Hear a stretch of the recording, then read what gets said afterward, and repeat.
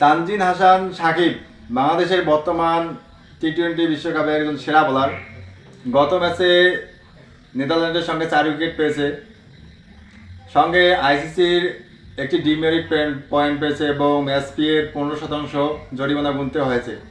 বন্ধুরা, আজকে ভিডিওতে এটাই আলোচনা করব, তানজিন হাসান সাকিব কেন একাই জরিমানা খেলেন, নেপালের ক্যাপ্টেন রোহিত কেন এই জরিমানা খেলেন না।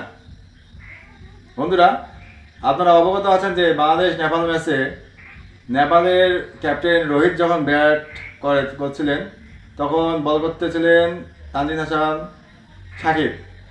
বন্ধুরা, এই তানজিন হাসান সাকিব ও রোহিতের মধ্যে ঝগড়া কথা কাটাকাটি হলেও এখানে তানজিন হাসান সাকিব কেন একাই জরিমানাটা খেলেন, আজকে এই ভিডিওতে আমরা আলোচনা করব। এখানে জরিমানা পাওয়ার দুইটা কারণ হতে পারে। একটি হচ্ছে নেপাল ক্রিকেট বোর্ড আইসিসিকে অভিযোগ জানিয়েছে, আর হয়তোবা বাংলাদেশ ক্রিকেট বোর্ড রোহিতের বিরুদ্ধে আইসিসির কাছে কোনো অভিযোগ জানায় নাই, এটি একটা কারণ হতে পারে বন্ধু।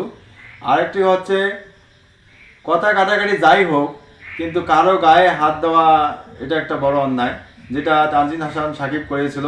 ও নেপালের ক্যাপ্টেনের রোহিতের গায়ে হাত তুলেছিল, রোহিত কিন্তু হাত তুলে নাই, এটাও একটা কারণ হতে পারে।